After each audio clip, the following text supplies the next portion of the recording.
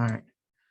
So I don't think there's going to be much else. I think this is one of those things where, like, I don't know, in math, there's a, if you have a function and it's negative in one spot and it's positive in another spot, it has to have a root in between. So this is one of those things that look like that in my mind. It's like, if it's too cold, no one wants to leave the room. Everyone wants to stay and be on the Zoom call or ignore it. And if it's too warm, everyone wants to be outside. So is there a temperature that's Goldilocks where people will come to class? Or, I mean, and really what it is it's the end of the semester. No one, like the attendance throughout the semester decays. Like no matter what you do, there's an exponential decay, and it's just the rate of it's controlled by whether you do participation or just, let people do what they paid for. Anyway, for people watching the Zoom call, eventually when they do that, this is the academic calendar for the year. Noting important days is the last day to withdraw from one class is the 16th. We have the exam the 15th. I'll have grades except for the exam up by that time, so that you'll have an idea of, so you can make an informed decision. I don't know of anyone that needs to withdraw. Everyone should be fine. For the test is it the 15th, and then the final is the only test left? That's the only ones left. Yeah. Also, once I know what the grades are on the 15th for the exams, then I'll go back in and do the weighting for the best, middle, and worst. So the final isn't going to be weighted? The final's 20% flat. Gotcha. Generally, the final is easier because I have to get grades in. So I want it to be a test, but not a heavy test. I'll put it that way. I want to show that you actually remember stuff from the past, and you'll be fine. If you're fine now, you'll be fine then. And then of course, in a week, last day to withdraw from the university. Last day of classes is that day, exams. So we'll have a lab next week. We'll have the exam the week after. We'll have a final week of class and then the exams. So we're almost there. And then, grades will be due by the 3rd. So our exam is, I believe, actually, I know it's in the syllabus. Or it may not be in the syllabus. Yeah. If you look it up on the registrar's site, it's set. It'll be in this room. It'll probably be Thursday or whatever the last day is of exams. But you can go look it up. That's the important thing. All right. Where were we? All right. So where we left off last time, and this is a bit of review, we defined the current around a long wire, long being approaching infinity. That explains why you get 1 over r instead of 1 over r squared, like a point charge. The formula comes from doing something like adding up point charges, or like Gauss's law for electric charge. Here it'd be Ampere's law, but it's functionally the same thing. Is you have some magnetic field flux, and that's analogous to electric flux. It's counting the number of field lines in an area. In this case, counting the number of magnetic field lines in a loop, in a sense.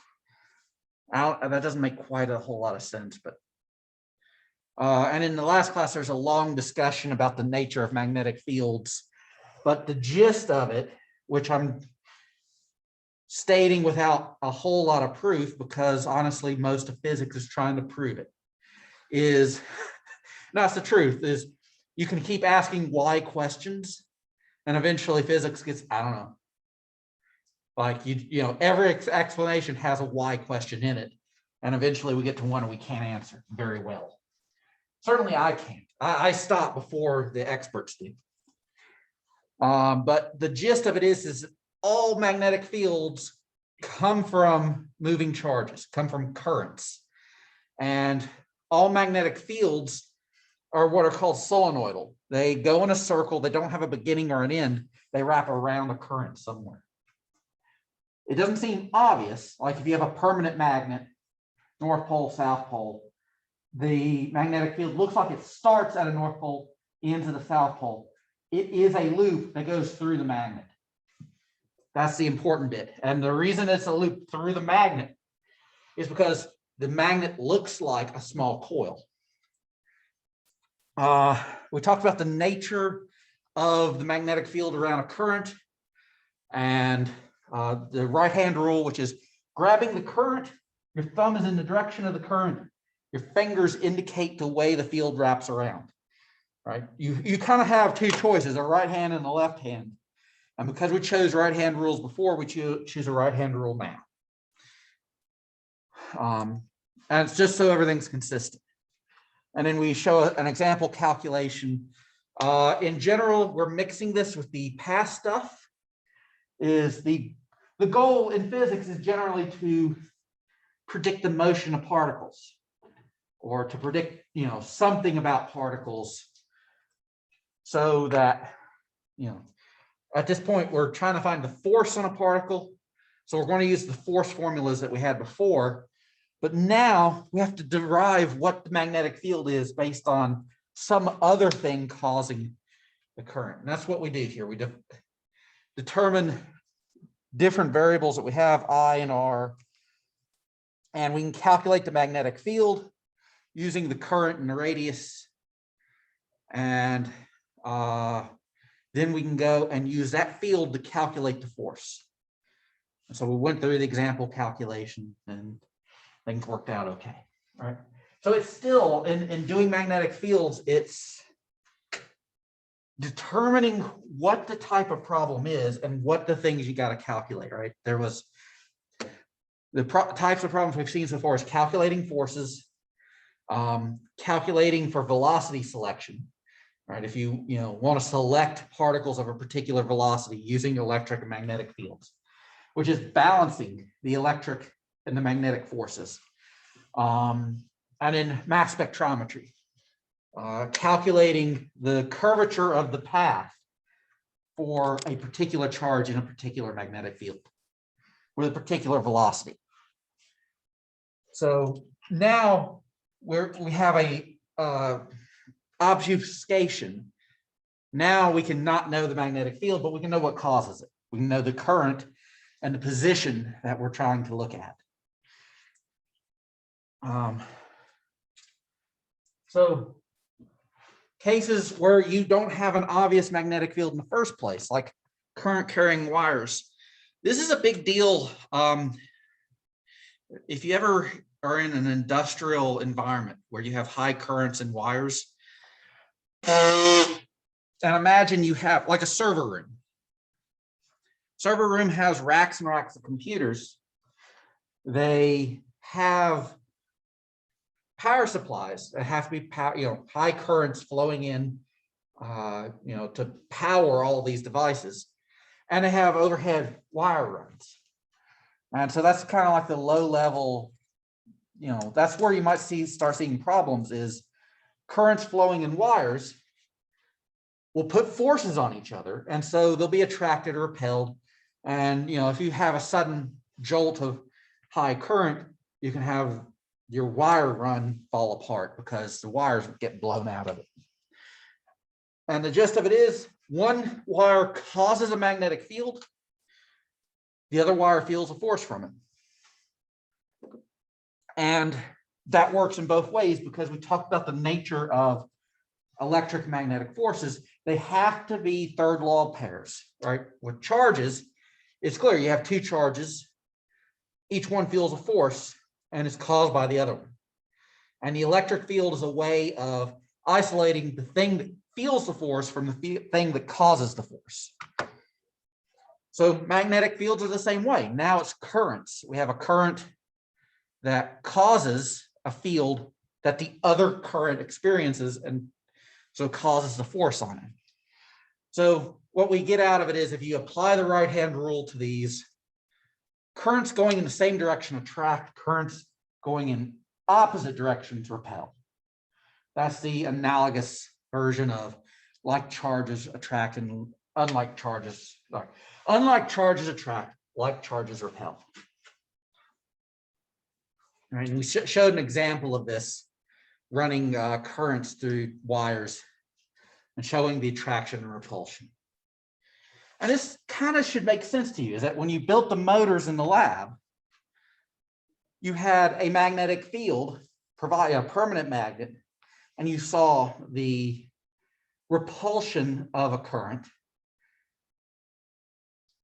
Effectively, now you're just replacing that with a new current. And that's what a lot of motors do, is instead of having permanent magnets in the motor, they have controllable currents. So you can do things like step your motor along, or you can have it run at a constant rate, a synchronous motor. And you don't have to use brushes or contacts to turn a current on and off. Dr. Fraser. Yeah. We can't see the slide anymore. Shit. Sorry. This thing cuts off at 4 o'clock, or roughly 4 o'clock. And I cut it on personally. I made sure it was on, and it just is like, nope, cuts off. So we'll give it a minute to start up. Like, again, this is all review stuff. This is all in the previous lecture. I went and took a bunch of detours in that lecture to talk about the nature of magnetic fields and currents. And when you get right down to it, there's stuff we're still trying to explain in detail, like why do particles have magnetic effects? Anyway. Wait, can you go back real quick? So are they attracting because on the left wire, the magnetic field on the side of the other wire is up, and on the right wire, the magnetic field is down, so they're opposite, so they attract? Well, let's do right-hand rule for this to make sure that, because like when I listen to you explain it, it goes in one ear and out the other. I lose track. So I'm looking at the sides like inside on the wires, the sides closest to the other wire is what I'm asking about. In the right picture, on the left wire, the inside magnetic field would be upward, right? We're going to grab the right wire, which causes that field, and that should be down, a downwards magnetic field. Yeah, the right wire would generate a downward Yeah. one, but the left wire would generate an upward one. Yes. And so because they're opposite direction fields, they attract? Yes. It's not the fields necessarily interacting. It's just that each one feels a force from the other one. All right, so because they're in opposite directions, Gotcha. because the fields are in opposite directions, the forces are in opposite directions. And that's why the magnetic field is labeled up on the right wire. It's because the left wire's field at that point is up. Yeah. Okay. All right. I mean, it's kind of hard to. We kind of want to keep the magnetic fields from each wire separate. We want to say this wire feels a force. How do we know what that force is? And then calculate it using the other wire's field. And then we'll go and calculate for that wire from the first wire's field. All right, so it's just, obviously you would at some point, if you had a third thing, you would add those magnetic fields up to see what the effect on the third thing is. All right, but it's easier to separate one thing that feels a force from the things that cause that force. So,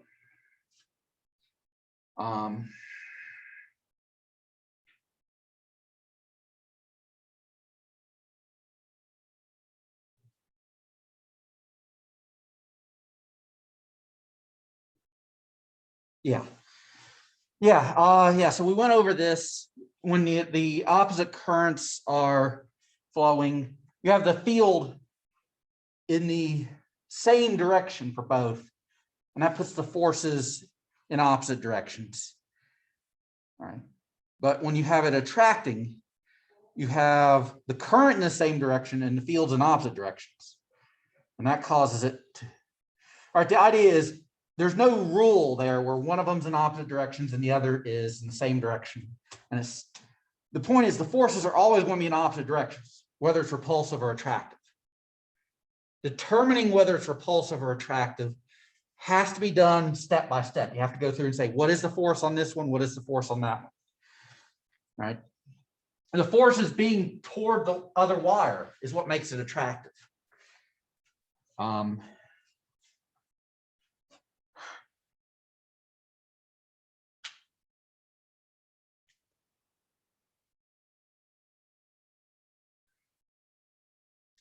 I don't know. Yeah, it's one of those things you go step by step and it makes sense. And if you try to find a shortcut, it kind of confuses you. It confuses me. Anyway, this is an example where we're trying to think of what's going on. We want to know, we have a coil that has current flowing through it and a wire. And we'd like to know if there's attraction or repulsion.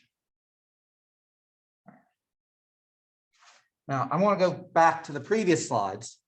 We said opposite directions repel and like directions attract. So here we have both. In this chunk, we have that we would have like direct. Let me go back and make sure I said that right. Opposite directions repel, like directions attract.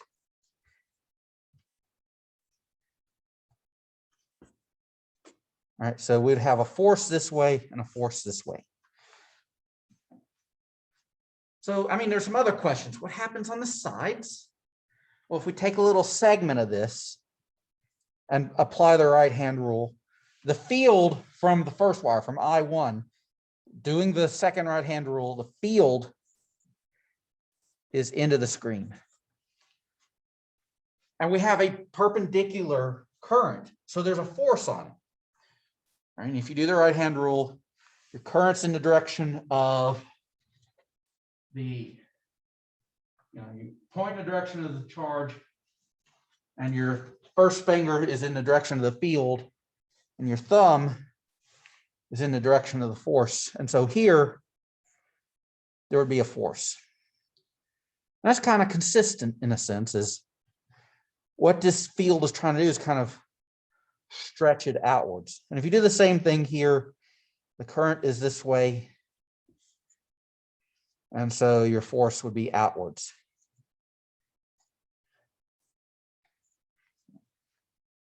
So in all places, the force is outwards. So in terms of what's going on with this coil, the stuff on the sides cancels out because it's symmetric. All right, whatever happens to this chunk happens to the other chunk in the opposite direction.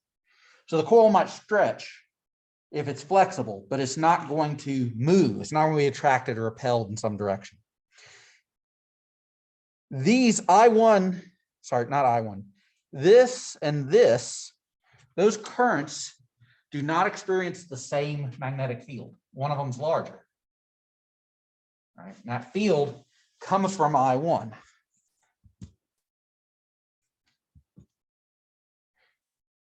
All right, so the thing that changes is R. If R is larger, the field is smaller. R1 is clearly larger than R2. So the field at the far end of the loop is lower. So what we expect is the inside part of the loop will attract towards the wire. It's attractive, but it's partially canceled out by the rest of the loop.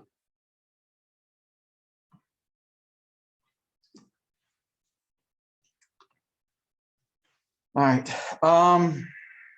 talking about loops, we can have a loop of wire with current flowing through it. And this is going to look significantly like a bar magnet or like the Earth's magnetic field. What's going on in the Earth is ultimately a big current. Is that inside of any sort of planet that has a magnetic field, you're going to see a conductive thing. For the Earth, it's molten iron and molten metals. For something like Jupiter, it's metallic hydrogen, which just means that it's highly compressed hydrogen, very dense. It changes its material properties under compression. But something that is conductive with some motion to it, so the charges are moving. And you end up also needing some sort of convection. Is that if the stuff is not convecting around, you don't end up with charges, actually. You don't end up with currents flowing. But so it's a complex thing. You can look up magnetohydrodynamics to explain how magnetic fields of planets work. Is something that's still being studied. But the general idea is the Earth has a big loop of current running through its middle, and that causes a magnetic field. So we want to look at a loop of wire, and I'm going to draw the loop face on instead of edge on as it is in the picture. So N here represents a number of turns, like if we just made 2 or 3 turns. But we want to be careful. This is a loop that is bigger in area than it is thick. All right, it's not something like this is not the shape we want. This to the people on the Zoom call is a container that is taller than it is thick, or taller than it is wide. We want something that looks like a pancake. And you'll see in the slides, it'll make sense in a minute. So you can do a bunch of calculus to get this formula, but the gist of it is that if we look at a very small part of it, and we zoom in really close to it, in a sense, this magnetic field should look like mu naught I over 2 pi r. And we're going to add up all of these little portions.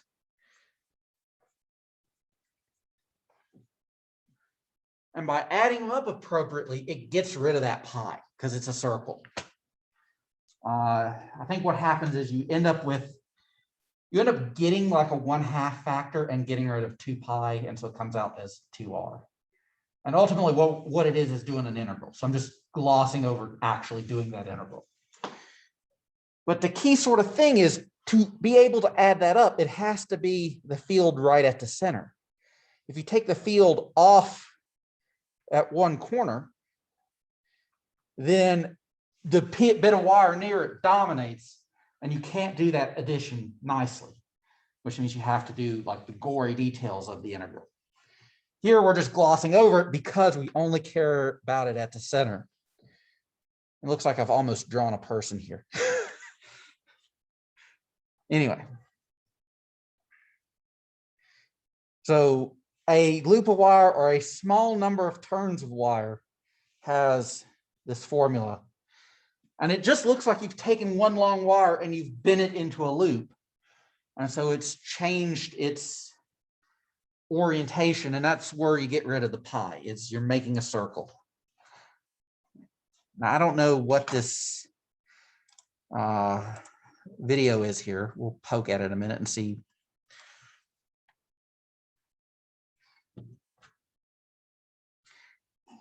This is not what I want, because that is not a loop of wire. Sorry about that. Nope. There we go. All right. And that's the point I was getting, is the fields around a bar magnet look like the fields around a loop of wire.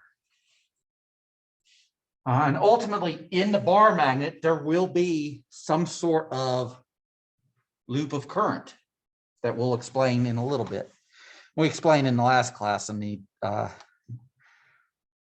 sort of extra stuff.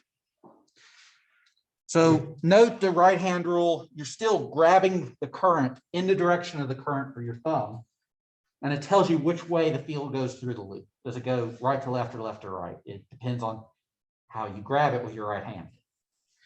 All right, so you just imagine picking up the loop so that your thumb indicates the current direction. That has to be true whether you're on the side that's there or whether you pick it up 180 degrees around. You're still, going to end up with the same result. So that means current loops can attract, right? Because you can indicate whether the current goes in the same direction or the opposite direction. So they can attract and repel. And sometimes that's useful, right?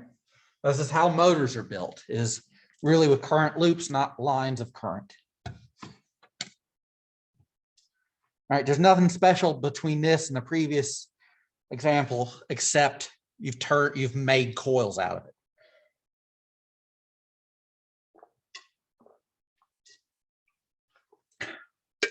All right. So we have an example, and the example here is really about being careful to indicate. All right, you have to go in and draw the direction of the field components so that you know whether to add or subtract them. All right. So the idea is this point C that's in the middle of the loop, what we want to do is try to indicate the direction of the fields there. Because ultimately, for the wire,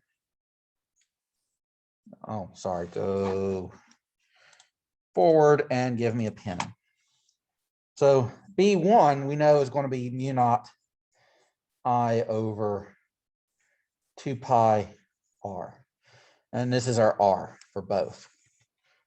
All right, because it's at the center of the loop. So it's the same distance from I1 and the loop. Then B2, because it's a circle, it's going to be mu naught I over 2r. So we know the form, that's just going to be plug and chug. The key is, what is the direction? And the direction we have to determine from right-hand rule. So if you do right-hand rule for I1, so in blue here, here's I1, then the field has to be downwards there, right? That would be grabbing it with your right hand with your thumb pointing out of the screen.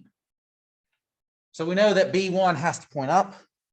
When we do the same thing for the loop for I2, we have grabbing it has to curl around like that, which means B2 has to be downwards.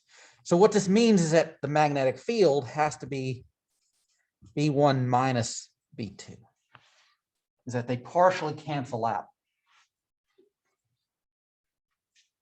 So if you have multiple wires, you just have to find them. All right, this is a problem I had with my high school kids, is I gave them electrostatics problem, one that you saw in practice. When you calculate the electric field, you calculate the magnitude of the vector, and then you have to indicate where that vector goes so you can add it to other vectors. They didn't do that. They assumed that you didn't put in the absolute value signs, so you get a negative field and you didn't know where it went, and they added it wrong, or they didn't even bother to add the vectors. So, you guys got that as you add the vectors. You do that with the magnetic field. You have to figure out which way the vectors point, and then use that, do the vector addition. So in this case, all right, you do some calculation. Little r and big R are ultimately the same here. They don't have to be. You could move stuff around, but in this problem, they were the same. And then you have your different currents for the loops and the wire, and you calculate the field. And it really is mostly plug and chug, but a little bit you have to figure out which way You have to know to apply the right-hand rule, figure out which way the vectors point. So one of the R's is the distance from the straight wire to point C. Yep. And the other R is the radius of the loop, right? Yep. And in this case, they are the same. But if you separated the loop and the wire, then they would be different. Right. So I mentioned not big coils of wire with lots of turns and big length. That is slightly different. And again, we're kind of limiting ourselves to the interior and roughly the center of this. If we have a coil, you take something and you wind a bunch of wire around it, and you make this thing that is longer than it is thick or longer than it is wide. That's what we call a solenoid. Right? It's coming, that's the word that we use to explain how the magnetic field curls around. The wire curls around. It's solenoidal, which is kind of a weird word, but anyway, we call it a solenoid. If you put a bunch of metal in this, like iron nails or ferrite material, it would be an electromagnet. You all built that in elementary school, right? This is an electromagnet without the core. So when current flows through it, if you've wound it correctly, the current looks kind of like a sheet of current wrapping around your central, right? And so there's a bunch of turns. This formula for a finite coil would be B is mu naught big N over L times I, and L here would be the length of the coil. But it gets simplified down because maybe that's all you know is the number of turns per length. Maybe you don't have a good measurement of the number of turns or the length. Right.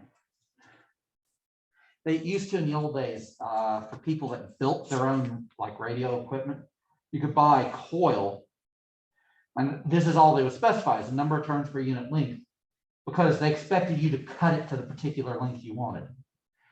Or, later on we'll talk about why you would do that. Because ultimately, when we talk about solenoids and coils, they are analogous to capacitors. They will do what capacitors do for magnetic fields. They store energy.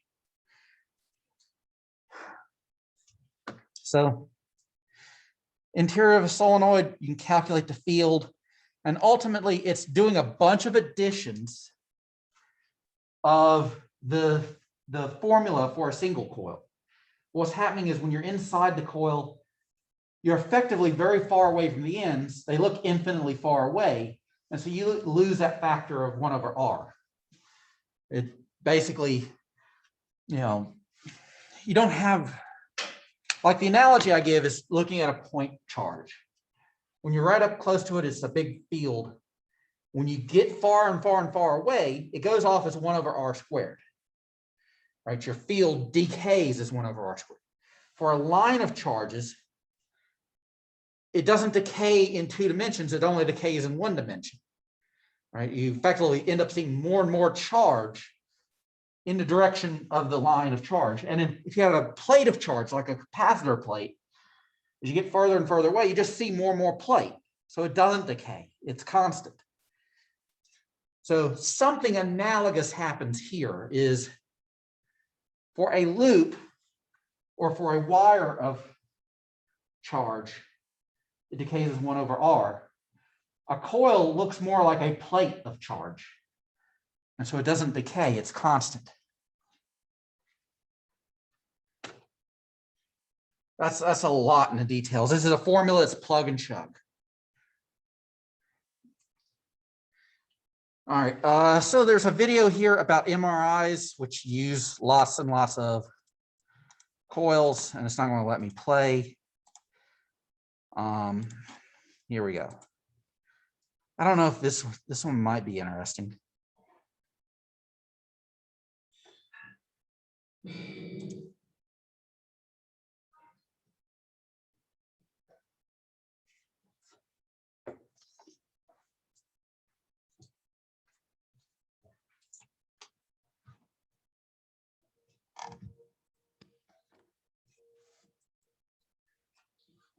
you take, let's say, a human being and put him in one of these big, very homogeneous magnetic field magnets, then there's a tendency of that magnetic field to line up the magnetic moments of the nuclei, the spin of the nuclei, and the hydrogen in your body, which is in your muscle and your blood. Now put on a radio frequency pulse, say 60 megahertz or something like that, then you can make this magnetization of your hydrogen nuclei. You can turn it 90 degrees away from the direction of the magnetic field. Your magnetic moment will precess. If you have coils around, pickup coils, it will induce a signal. If I want to see where the signal is coming from in your body, I put on another magnetic field on top of the very homogeneous one. It's called a magnetic field gradient. By that I mean it makes the field stronger in one place and weaker in another place. What you do in order to actually get the image that you want, the fine resolution that you need, is you put on magnetic field gradients of different strengths, a series of pulses. That's why if you get an MRI machine, you hear boom, boom, boom. It's all these pulses that we're putting on with different strengths of magnetic field, perhaps even different directions, because we want to get a three-dimensional picture of you. You record all of these data, and when you finish, you can now use what's called Fourier transform. It's a mathematical technique. You can work back to how strong the signal was in each of these voxels. And so this is how the image is developed. Yeah. So the point of that is to get into, nope, not that one. There it is. No, not that one. That one. The point of that was to get into what happens in materials when there's a magnetic field. All right. So to explain, the video explained the MRI is there's a big magnetic field, and what it does is it moves the molecules in your body around. It moves them so that they align, because the individual particles act like little current loops. And I tried to explain this in the last class, is fundamental particles have a property called spin, which is angular momentum. We call it spin because it looks like a spinning object, but it's ultimately intrinsic. It's not actually spinning. It's just, we needed something to call it. And it also has angular momentum because it's going around the nucleus of an atom. Or, so some combination of all the particles in a molecule is going to result in the molecule having some angular momentum, which looks like a charged particle orbiting another particle, so moving in a current loop. So the molecule will generate a small magnetic field, which can be oriented. Right? The molecule could feel a force, be attracted or repelled, could be turned and moved in some directions. Right? So for an MRI, you do that to the body, and then you perturb it, or you imagine a spinning top. You've made a bunch of molecules that are spinning tops effectively. They're not actually spinning, but they're, they have angular momentum like a top. You perturb a top, and it wobbles. That's what you're doing. You're making the molecules in the body wobble and then reading that. And that gives you information about the body, things like how much material is in particular locations, which tells you if, there's a discontinuity in something like an organ. So that happens in other materials. We talked about the types of materials. Here we're talking about ferromagnetic materials, which are materials that generally have an orientable angular momentum, right? So imagine an iron atom in a block of iron will have some large amount of angular momentum that you can steer around. And so with a magnetic field, you can induce the molecules to line up, and they form domains. They form regions that are generally all aligned in the same direction. What happens in iron when you actually cool it down into a crystal and form is it generally doesn't form a pure crystal. It forms lots of small crystals bound together. And those smaller sections are these domains that are lined up in particular ways. And the idea is that crystals are never perfect. If they were perfect, they would naturally line up in one way because it's a low energy state. When they're randomly pointed, it's higher energy. And generally, things try to form in lower energy states. And of course, if you heated this, you would give it a bunch of thermal energy, the particles would move faster, and eventually they would unalign. So you would not, if you heat a magnet, it eventually unmagnetizes. So ultimately, what's going on is the atoms in a ferromagnetic material look like little current loops. And when you align them, they start looking like a big current. Right? What it looks like is if this is your chunk of material, and you have little current loops like this, and they're all going around in the same direction, right? Well, ultimately, it looks like this, if you compare parts of the interior, they cancel out, but you have like this chunk and this chunk and this chunk and these chunks. They end up looking like current loops around the outside. They look like a bigger current loop. And the magnetic field is going to end up depending on the size of the current loop, as well as the current strength. Now, there are other types of materials. I talked about a couple of these. There are materials that are only attractive. And ultimately what happens is the angular momentum is not really orientable. Something like oxygen. You have liquid oxygen, gaseous oxygen, and in those, you can attract them to a magnet, but it doesn't remember its previous state. It doesn't stay oriented, so it can't be attracted or repelled. And then you have materials that always repel for various reasons. An example I had was a piece of graphite. If you had the appropriately strong magnets oriented appropriately, you can balance a pencil lead on the magnetic field. Not very high, it'll be like fractions of a millimeter above it, but it would levitate very slightly. So that concludes that chapter on forces and fields.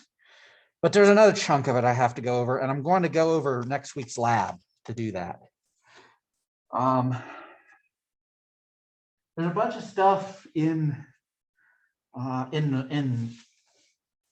everyday life that uses magnetic fields to deal with it. I don't know what parts of these we'll be doing. I don't know what will be available. This is an old lab, so one part of it is about transformers. The idea is we have a coil. The coil can cause a magnetic field. Well, magnetic fields can put forces on charges and move them, so they can cause currents. So if we have a wire and a bunch of charge, so if you just have a wire, apply force and get it moving if it's already moving. If it's what? The magnetic field on a charge will only generate a force if the charge is moving. Right. So then the magnetic field couldn't generate a current because It could if the charge was not moving. But there's a loophole here. Okay. So if we just have a piece of wire, we would not have a, it could be even just be a length of wire and it's not connected up. So there's no way current can flow. But in that wire, there's thermal energy, which means the electrons will be drifting. And in general, we can't localize the electron to be not moving. Yeah. So there's enough motion in it that it bootstraps itself into a current. So as long as it's not absolute zero, it'll work. Yeah. Okay. So, I mean, that's getting deeper into the deep details. What I really want to talk about is the idea that when we have, and you'll see this in the lab, part of the lab will be, well, if we have a magnetic field and a coil, how do they interact? And the ultimate bit of it is that it's not that there's a magnetic field, it's that you have a change in the magnetic field that causes the current to move. All right, so transformers are all generally going to be coils that interact with each other. Right? And so one will have a changing magnetic field, the other senses it and causes a current flow. And then we'll have building a speaker. You have one magnetic field, a permanent magnet, and then you have a current flowing through the field, which is another magnetic field, which means that each object will feel a force. And so that causes motion, which you can hear as vibration. And then we'll have actually describing how the current is generated in a coil of wire, or in how a current is generated from a magnetic field. So what we're trying to get to is what's over here in this that I haven't prepared properly yet. The idea is that magnetic fields can generate currents because they can put forces on moving charges, and charges generally move. And generally what you need is changing magnetic fields, not static magnetic fields. Changing magnetic fields will cause motion. But the way we would like to treat it is really, so here's an example. Say we have a circuit. You have current flowing through the circuit. Normally you'd expect there to be a battery somewhere, some potential difference that pushes the current from positive to negative potential. We don't have that. In this case, we have a generator. We have something that generates the current through a magnetic field. What it's doing is generating a potential difference. We're going to go into the details of how it does that. All right, so that's the kind of the introductory bit for next week is you'll do the lab, which is a bunch of how do coils and magnetic fields interact with each other, and getting you to eventually to the point where we can talk about what's called electromagnetic induction, going back, and treating current using like Ohm's law, but using the potential difference now is coming from a magnetic field. So that's why when I talked about voltage, I mentioned at some point EMF, electromagnetic force. No, sorry, electromotive force. That is where it comes from. It comes from the voltage produced by magnetic fields. All right, so yeah, to be clear, I've explained stuff to you and I've explained it. The 5-minute version is incomplete, obviously, but the 5-year version is also incomplete too, but it's way more sensible. When I talk about changing magnetic fields, that's really the thing. You don't have to worry so much about drift velocity. It's really that the explanation of electric and magnetic fields is incomplete. And it will be until you take, basically upper level physics, which obviously you don't have to do because you don't need to know the why so much as the how. So that's where I want to stop for the day. And then we'll do this stuff next week. Up to today is like 90 to 95% of the exam. Whatever we do next week will be like one problem, maybe. So.